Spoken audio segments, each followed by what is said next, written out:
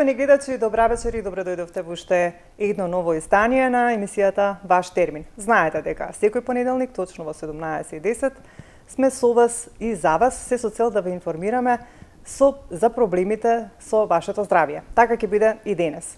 Денеска ќе имаме една интересна тема, одамна, многу одамна, мислам че пред 2-3 години, говоревме еднаш за овие проблеми, меѓутоа одлучивме повторно да проговориме на оваа тема со цел, бидејќи навистина е голем бројот на луѓето кои што имаат ваков проблем. Значи, најчестите проблеми или заболувања кај рацете.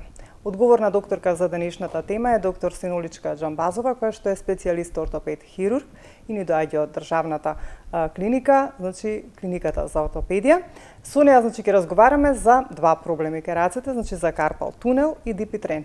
Се разбира сите овие состојби, сите овие работи во детали ќе ги разговараме кога ќе ја поздравам доктор Џамбазова, меѓутоа би сакала сега од режија да ги пуштат оние покровители кои што им се заблагодарувам што се дел од јубилејната 10-та сезона на Ваш термин, да ги погледнете и вие и потоа ќе се вратиме во студио да поздравиме и денешната моја соговорничка.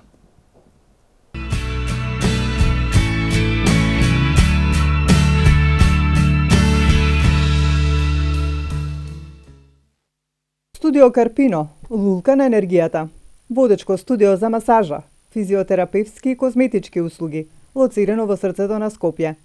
Нуди прекрасен амбиент, безпрекорен квалитет, преку 20 типови на масажи, третмани за лице и тело, а ќе ве пречека експертски тим со нивната љубезност и професионалност.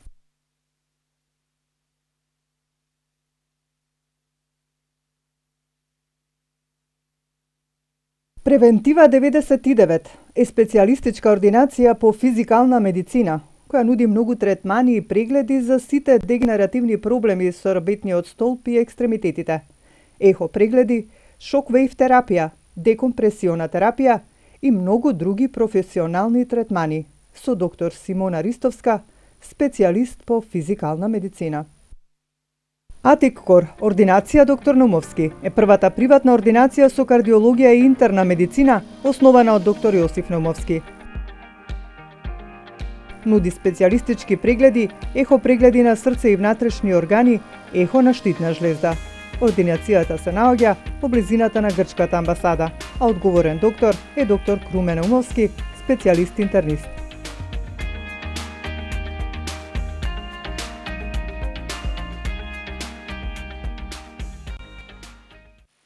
Квалитет и иновативност, почит кон природата и човекот е мотото на Ербено Били, каде модерната наука и најстарата традиција на билки спагирика достигнуваат совршен квалитет.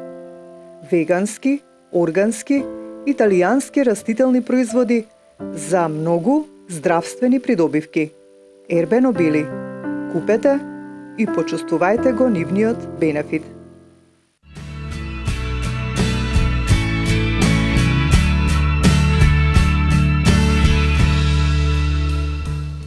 Да, почитувани гледачи, тоа беа покровителите на 10-та јубилејна сезона на Ваш термин. Знаете дека тие исто доделуваат и ваучери за прегледи, па сите оние кои што би сакале да ги добијат, ќе можат да не искомуницираат и да ги добијат подароците. За оние кои што подоцна се вклучуваат, говориме на тема заболувања, најчестите заболувања кај на рацете.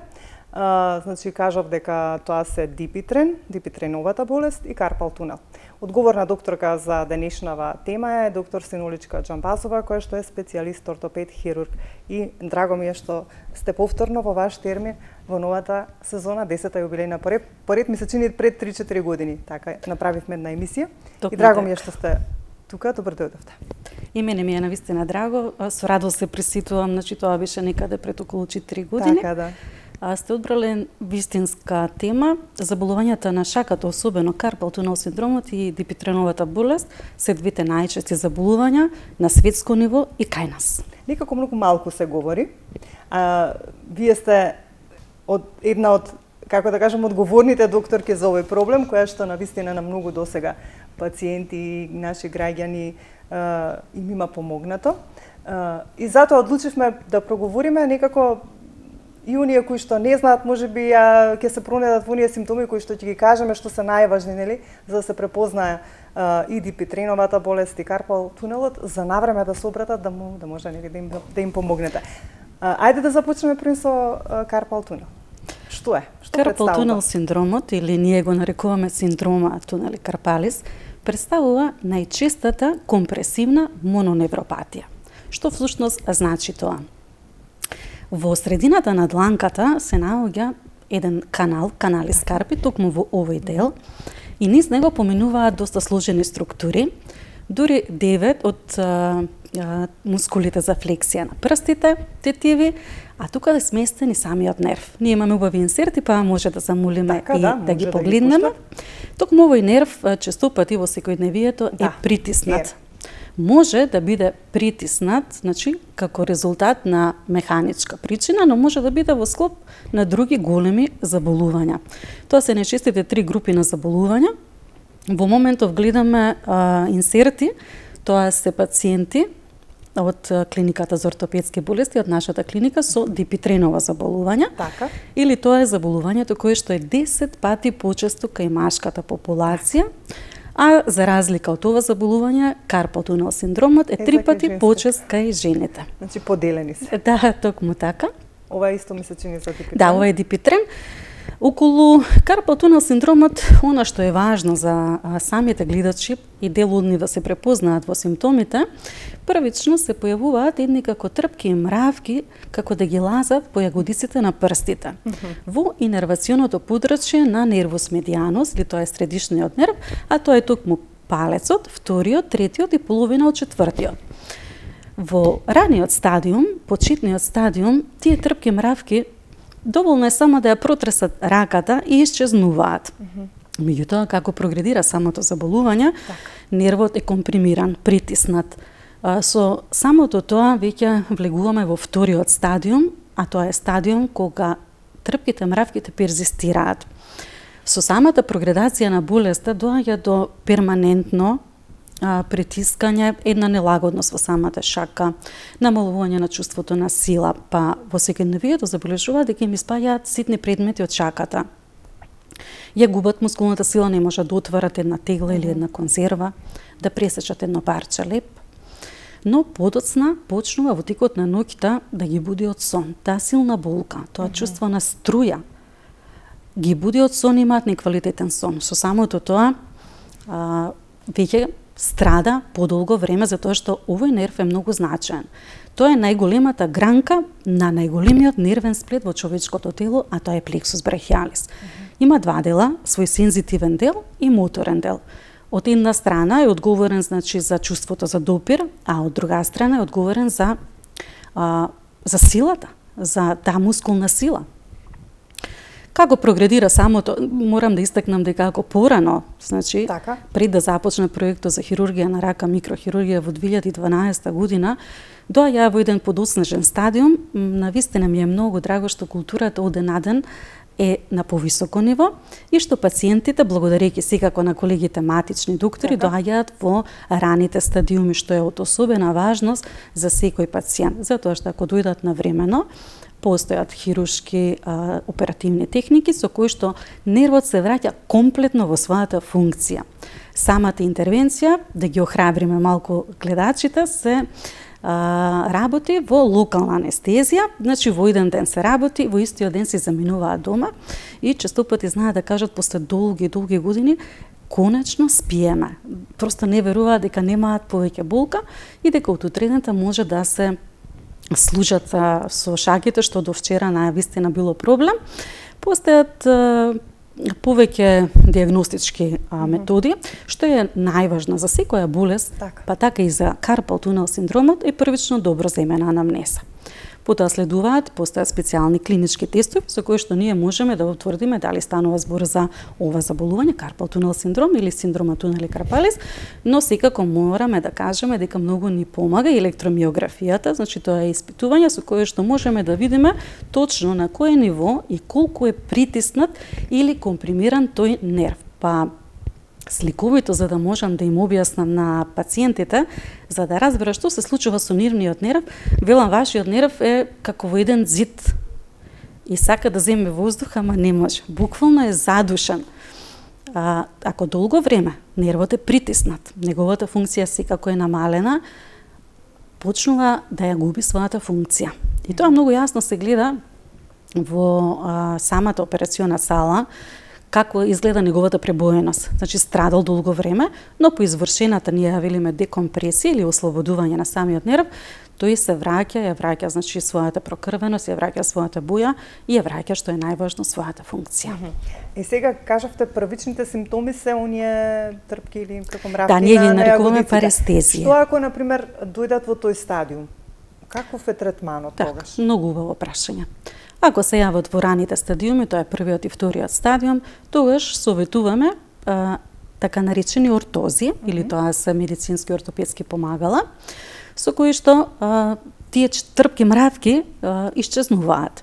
Од друга страна се советува секако, значи, пероз преку уста да се земат Б витамини кои што го хранат самиот нерв и самите симптоми исчезнуваат. Од друга страна, штом се јават навремено, тоа значи дека не страда ниту едниот дел, ниту другиот од самиот нерв, значи мускулатурата не страда, тоа значи не пропаѓа, вака сликовито за нашиот народ објасниме, инаку се случува како подолго е компримиран овој нервот и канали скарпи, да почне да самата мускулатура, особено на палецот, значи тука имаме многу впечатливо и забележително е кога ќе дојдат, е пропадната, е намалена, значи атрофија, велиме ние стручно, дури значи една хипотрофија, па дури и атрофија на самата мускулатура.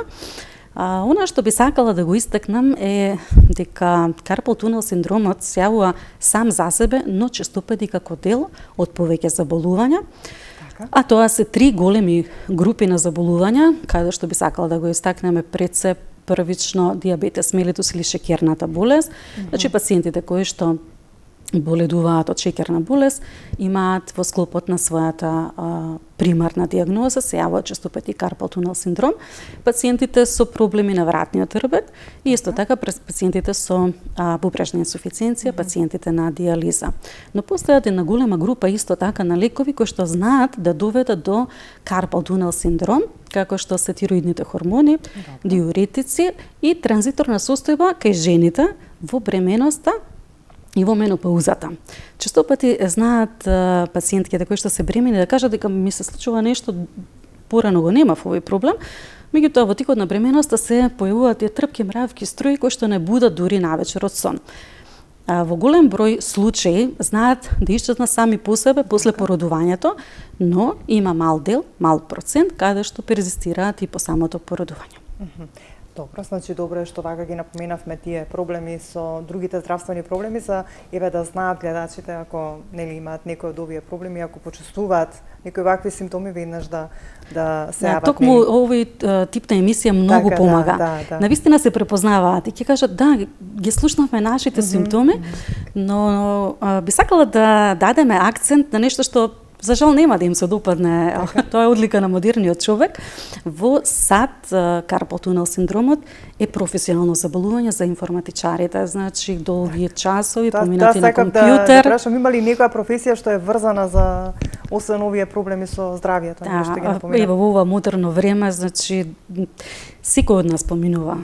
Секој од нас поминува долги часови, но еден совет после завршување на работните обврски да си дадеме малку удишка на двете шаки, да правиме вежби, да ги одмараме, па и професионалните информатичари кои што поминуваат навистина голем дел од своето време покрај компјутерот, да прават на одредено време вежби за дланките, така да малку ќе го одморат и овој нерв кој што е многу значаен за секој од нас. Така.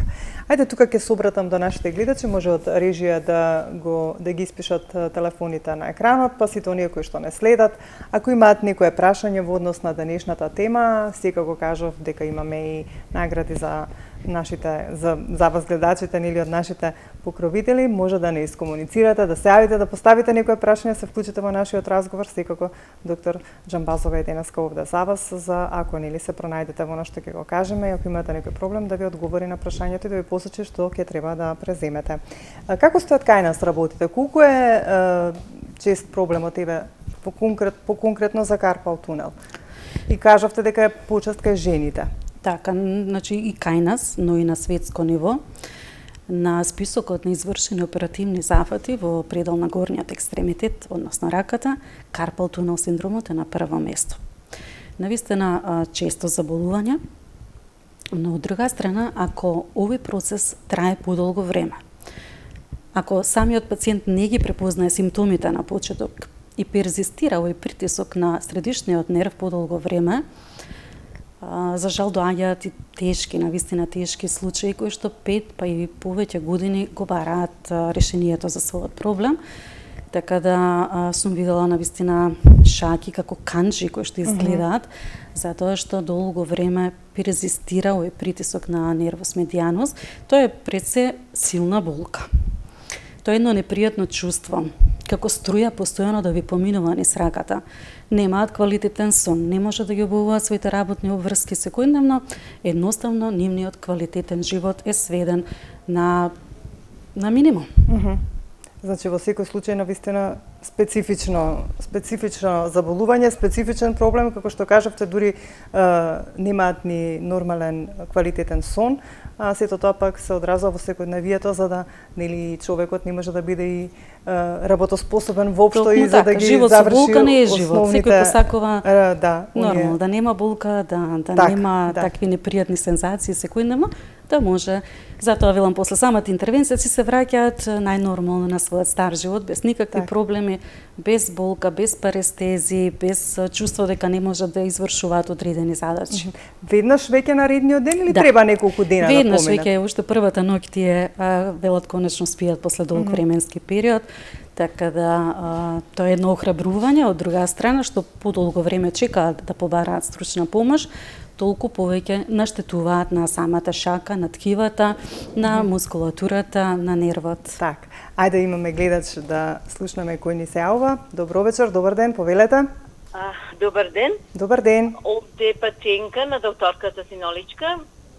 Нејзина пациентка сум од пред 7-8 години, оперирана и сум предадоволна и од нејзината операција, нејзиниот однос, значи таква докторка, таков пристап, не можам да кажам, значи колку сум презадоволна и ево сега раката ми функционира, после операција многу лесно поминав и Господ да ни дава многу вакви доктори и да не ни бегат од нашата Македонија. Ви благодариме многу на убавите зборови, еве и доктор Синоличка внимателно ве изслуша. Сега го благодарам пред се за убавите зборови, токму тие се секогаш мотивација да се чекори напред, да сме рамо до рамо со се она што се случува на светско ниво.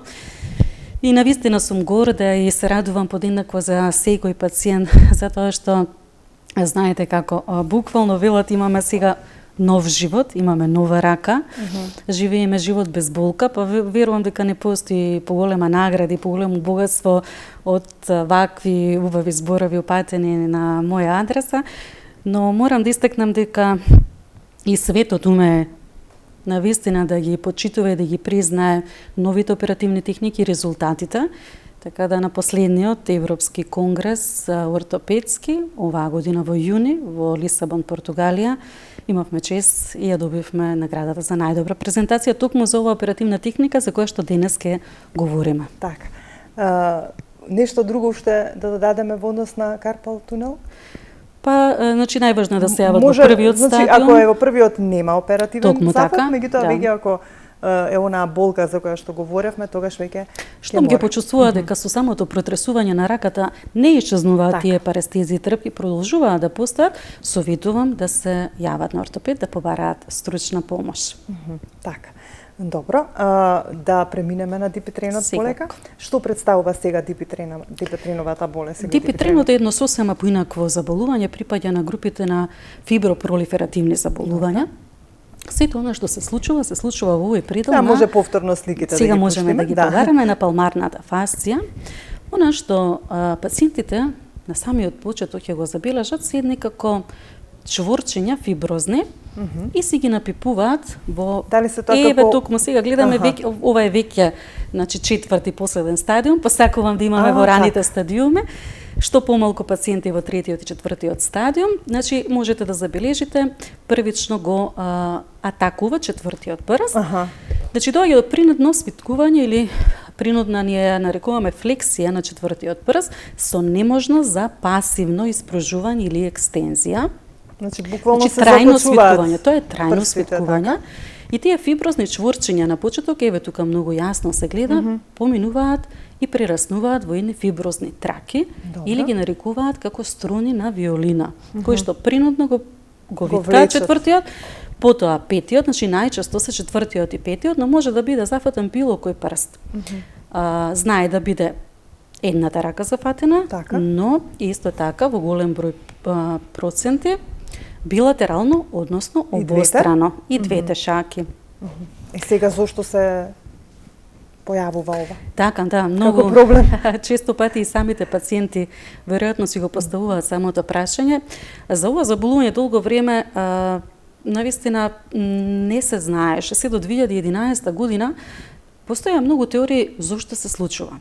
Имаше одредени групи на болести каде што е почесто, како што е епилепсија, луѓе кои што консумираат поголеми количества на алкохол, секако и пушачите не се занемарени, или одредени професии, како што се луѓе со вибрациони машини, што тоа се исти репетирачки, повторувачки движења секојдневно, но во 2011 при мојот престој во Лондон во Кралската болница, најновите студии од Оксфорд говореа дека потврдено е дека станува збор за генетско заболување.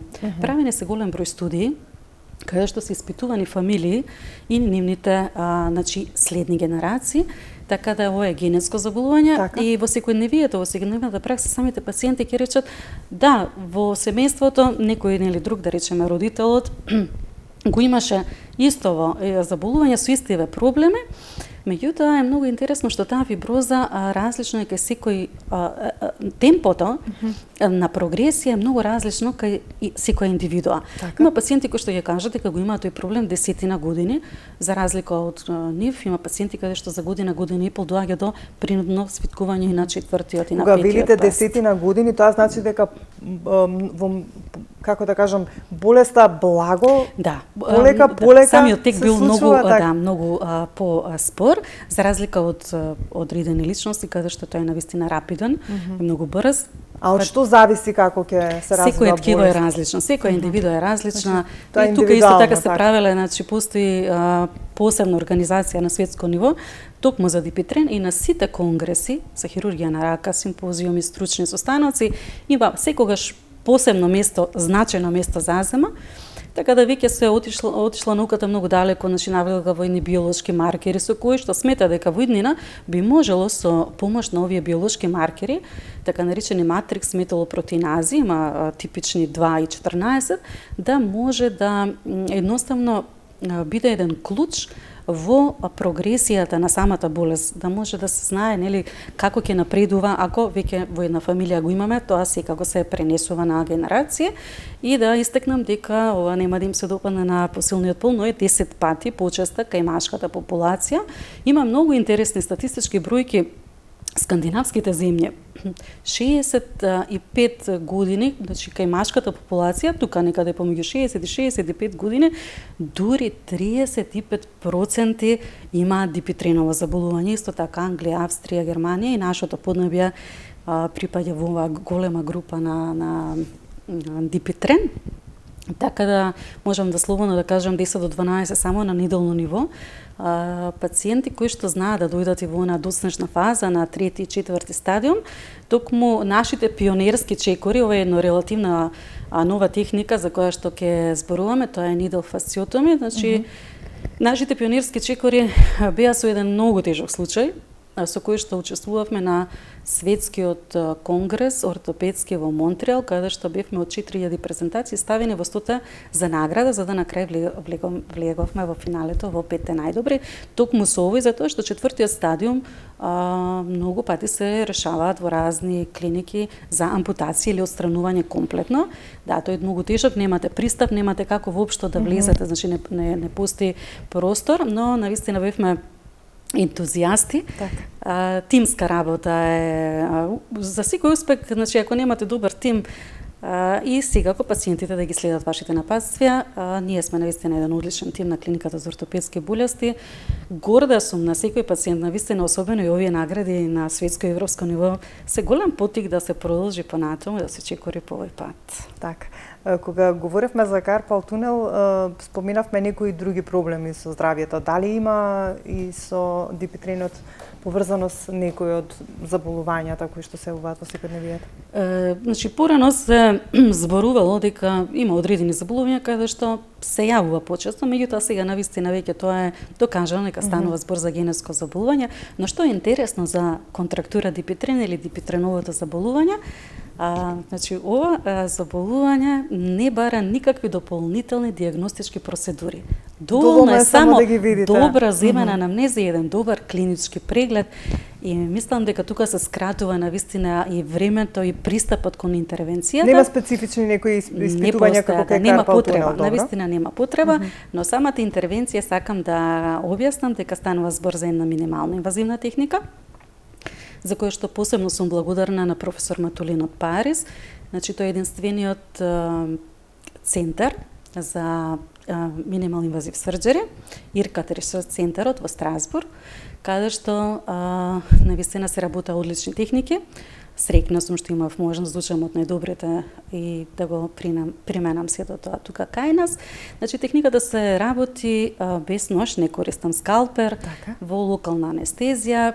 Она што ние го користиме, тоа се иглички со различни димензии, така да веќе од следниот ден пациентот си се враќа на своите, значи не постои, нема потреба од конци, не постојат конци, нема преврска. Да. Ова е многу интересна техника, значи ако ни дозволува времето, ќе ги раскажам почетоците. Значи доктор Гари, еден ентузијаст, започнува една интересна мала студија на 100 пациенти токму со оваа техника и прави компарација со дотогаш применуваните класични оперативни техники за дипитреново заболување. Охрабрен од првата студија, резултатите биле навистина фантастични, немало повреда ниту на нерви. Знаете, шаката на секој милиметар има некоја важна структура, немало повреда на артерии и вени, пациентите биле задоволни, ако со години нели прстите биле во една специфична позиција, веќе од утредента после интервенцијата се враќаат во првобитна состојба. Навистина охрабрен започнува една голема студија со 1013 пациенти, каде што после втората голема студија веќе светот навистина со огромно задоволство започнува да работи оваа техника, но во целиот свет постојат само 4 школи што се занимаваат со оваа минимално инвазивна техника и навистина сум среќна што можеме тоа да го правиме тука во Македонија за нашите пациенти. Ова е навистина голема придобивка за секој, затоа што стравот знаете како првенствено нема болнички престој. Така. Стравот е сведен на минимум. Доаѓа, се извршува интервенцијата и си заминуваат и од утредента веќе си ја гледаат својата рака како што било некогаш претходно. Да. Значи, кога зборуваме за дипитренот, нема класична оперативна техника, него тоа е таа техника за која што сега говорим. Значи, оваа минимално инвазивна техника се применува не само кај дипитреновото заболување. Се применува кај многу и кај многу заболувања во предел и на раката, но и во предел на ногата, секако јас ја работам раката, горниот екстремитет, така да значи има и други состојби за кои што се надевам дека во некоја следна прилика ќе говориме. Значи каде што имаме на пример воспалена тетива, каде што имаме, значи тоа се дијагнози најчесто знаат флексорните тетиви да дојде до вкоченување на прстот, па со сила може пациентот да го испружи, но се појавува една силна болка, значи укочување, вака сликовито да објасниме, така да постојат низа состојби во предел на раката каде што се применува оваа техника, но за дипитрен е особено важно затоа што со долги години на самата прогресија на болеста доаѓа до скратување на самата кожа, до скратување на структурите, доаѓа до вкоченување на зглобовите, ние ги нарекуваме контрактури. Навистина тоа се и нетешки клинички слики, претежно доаѓа трети, четврти стадиум и јас навистина сум презадоволна како тие денеска функционираат со своите шаки, затоа што е предизвик. Секој, особено вака потешките случаи, навистина се предизвик и сакате да помогнете секому. Так, колку време трае процедурата на третман? Так, самата процедура трае околу 20 на минути. Толку брзо? Па да, поминали илјадници шаки низ нашите раце, на нашиот тим. Да. Ако порано тоа беше со класичните методи, значи класичните методи вклучуваат класичен рез, тоа и не е така едноставен во предел на шаката, бара дополнителен друг вид на анестезија, со тоа што трае некаде околу 40 на минути. Со новите оперативни техники, значи првенствено пред да се воведе новата. Пред да се воведовме уште една нова техника, тоа беше еден друг пристап во самото решавање на оваа болест, но тој беше исто тогаш користевме скалпер или нож, но со оваа техника навистина колку време веќе работите со оваа техника? Па долги години, да ви кажам. Веќе долги години, значи проектот за хирургија на рака, микрохирургија започна 2012 година. Јас бев година и половина надвор од земјата. Навистина имав прекрасни ментори од кои што учев. И е еден вид сон кога ќе замислите дека сте работеле со такви врвни имиња, значи хирурзи од тој калибар, кој што не себично ви го пределе своето знаење, за сето тоа да можеме да го применеме тука на нашата малечка, ама земја полна со добри луѓе, вредни луѓе, секогаш дам да напомнам, дека ние сме земја каде што навистина раката е најатакувана. Има многу луѓе кои што се занимаваат со оние фини покрети на шиење, како што е за карпал тунел синдром, плетење, земјоделци, рудари, така да, навистина многу професии каде што се употребуваат рацете, да. И можеби тоа е причината што толку многу има проблем кај нас, како што кажавте, некои земји се поспецифични за овие заболувања, некои не се, можеби се правени некои статистики зашто е тоа така. Еве, како што напоменавте, кај нас има многу луѓе кои што ги потребуваат рацете во својата работа. Кои се други од земјите кои што исто така е застапено доста и дипетреновата болест и карпал тунел? Така, карпал тунелот е застапен речиси подеднак во сите земји. Бидејќи сум имала можност да престојувам во многу европски земји, исто така и на Балканот, можам да забележам еве во една 80 милионска Германија, 80 милионска Турција, значи тоа се земји со огромни популации. Карпал тунел синдромот е многу чест Франција, Англија, значи Данска, скандинавските земји и како се на листата на карпал тунел синдром на водечка позиција. Веднаш по нив доаѓа Англија. И потоа, значи тоа се високо развиени земји, станува збор за земји каде што ова е генетско заболување, ако кај нас е многу често, во Скандинавија многу често, но например дипитрен во Турција е доста ретко заболување, значи секако дека генетиката си ги замешала своите прсти, но карпал тунел синдромот е чест подеднакво и во Европа и во светот, во сите земји. Во процент кај нас како се движат работите? Па процентот е идентичен како што е на светско ниво, 13% од европската популација заболува од овој синдром. Се почесто се придава се поголемо значење и овие нови техники навистина се одлични за имплементација затоа што резултатите се фантастични, а од друга страна за добробит на пациентот нема рез, нема дополнително атакување на ткивата, нема преврски, нема конци вадење, едноставно после самата интервенција, вие од утредента сте веќе слободен човек кој што може да се врати на еден квалитетен живот, на секојдневните обврски. Е голема придобивка секако.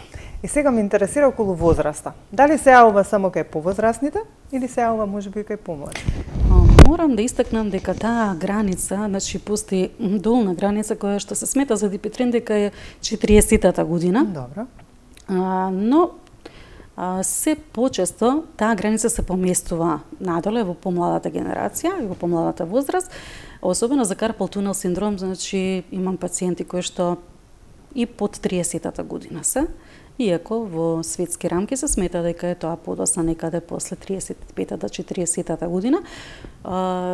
Знаете како Дипитрен може да се појавил и да едноставно не им се придаде значење на симптомите, затоа што за разлика од карпал тунел синдромот, каде што имаме болка, каде што имаме симптоматологија, во првите стадиуми на Дипитрен ние немаме болка.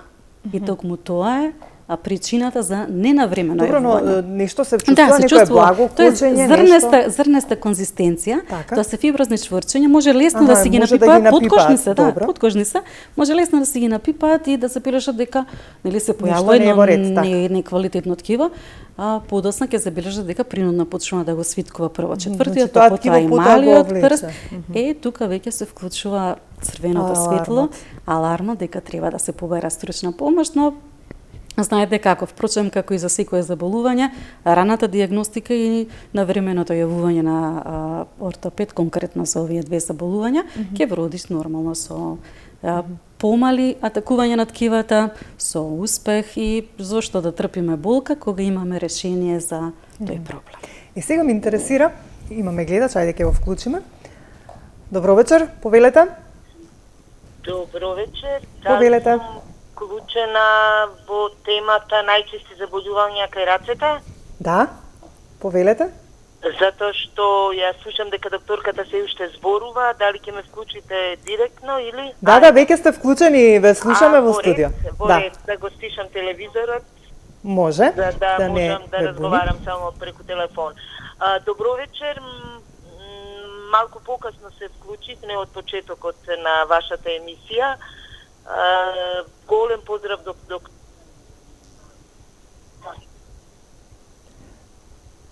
Не ја слушаме во студио нешто да се... Чекајте... Ајде, слободно говорете погласно да ве слушнеме убаво.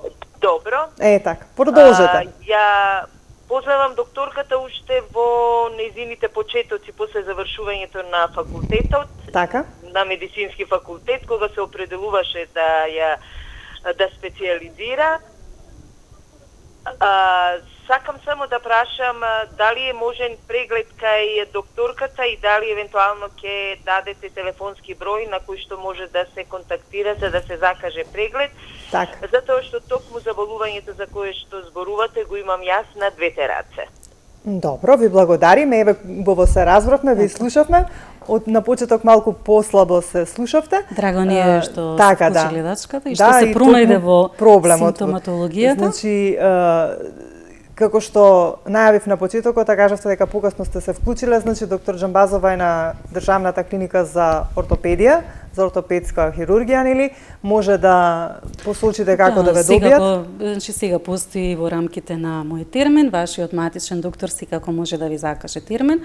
Ние сме повеќе колешки на клиниката за ортопедски болести кои што се занимаваме со хирургија на горниот екстремитет, раката. Воколку имате проблем со Дипитрен, не слушнавме за каква симптоматологија станува збор и сакате нормално да направите преглед, мој амбулански ден е петок на клиниката за ортопедски болести. Така, значи ќе се јавите кај вашиот матичен лекар. Петок е ден на доктор Џамбазова, каде што ќе ви закаже термин да појдете на преглед и да договорите што понатаму. Да слушнеме кој се јавува следен. Се исклучи? Добро, беше нетрпелив гледачот. Ние сме и тука веќе при крајот. Ако не следи Еве, ако треба нешто да прашам, може слободно да се јави, па ќе му да објасниме и некако како... Ако ни дозволува времето, може ли да ги побараме инсертите после извршената интервенција? Добро, ајде да ги, може, имаме уште некоја минута време. За да видат гледачите, после операцијата, и како да ги изгледаат, само и да видат дека може да се реши проблемот. Ајде, Еве, тоа. Ова е, баш ми е мило, првата фотографија, првиот инсерт беше токму пациент со 4-ти стадиум, каде што беа и 4-тиот и 5-тиот прст свиткани. Ова е токму таа фотографија со која што бевме ставени на светскиот во Монтреал ортопедски 2018 година во 100 најдобри во целиот свет. Навистина беше предизвик да се започне еден пристап кон овој тежок 4-ти стадиум. Ова е исто пациент кој што значи веќе нормално испружени прстите, нормално испружени, функцијата вратена, можеме да ова е интересен исто пациент, 10 години го имал овој проблем. Така да вели дури нашиот, знаете, народ е секогаш спремен за хумор и уме да се пошегува. Вели, докторке, сега дома нема да ми верува дека ова се моите раце. Така, овој пациент исто пост оперативно, после самата интервенција, каде што имаме проблем и на 4-тиот, решени малиот и домалиот. Значи, двата прсти беа зафатени со дипетриново заболување, пост оперативно, односно после самата интервенција, каде што може да видите, не постои засек, нема рез, не користиме скалпер, нема нож, значи со помош на оваа минимално инвазивна техника, која што е работа само 4 школи во целиот свет. Комплетно се враќа функцијата на шаката, ги враќаме зглобовите во функција. Да, ова беше еден многу тежок 4-ти стадиум. Значи се работи во вакви случаи, се работи во два акта. Така да мораме да внимаваме, бидејќи тоа се ткива кои што долго време биле, значи, во една принудна позиција, скратени се. Самата кожа е исто така. Ова е 3-ти стадиум, 10 години го имал пациентот дипетриновото заболување и просто и самиот беше навистина воодушев и не можеше да верува дека тоа е неговата шака. Само како за крај, дали може да после интервенцијата повторно да се јави проблем? Се случило досега? Многу добро прашање. Значи, често пати умееме на конгресите за хирургија на рака, на стручните симпозиуми и состаноци во целиот свет, да си ги размениме искуствата.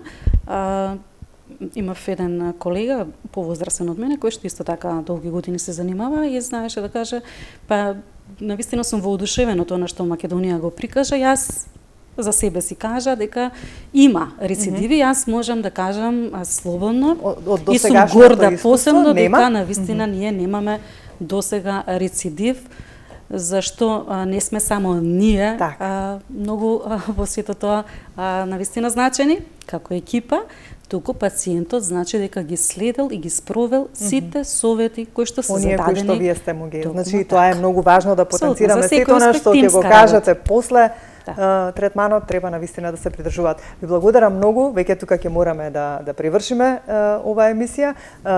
Секако, како што кажавте, бидејќи има и други проблеми, нели, со рацете и други заболувања, можеме повторно да се договориме, да ни гостувате, па да проговориме малку и за тие, бидејќи гледам дека има интерес и дека луѓето навистина имаат проблеми и со рацете и овие заболувања за кои што говоревме, а и за други. Секако дека ќе ми биде задоволство, верувам дека денес допревме до многумина и дека многу од гледачите се пронајдоа во овие две заболувања. Ти благодарам, доктор Џамбазова, и секако сработката останува. И мене ми беше задоволство.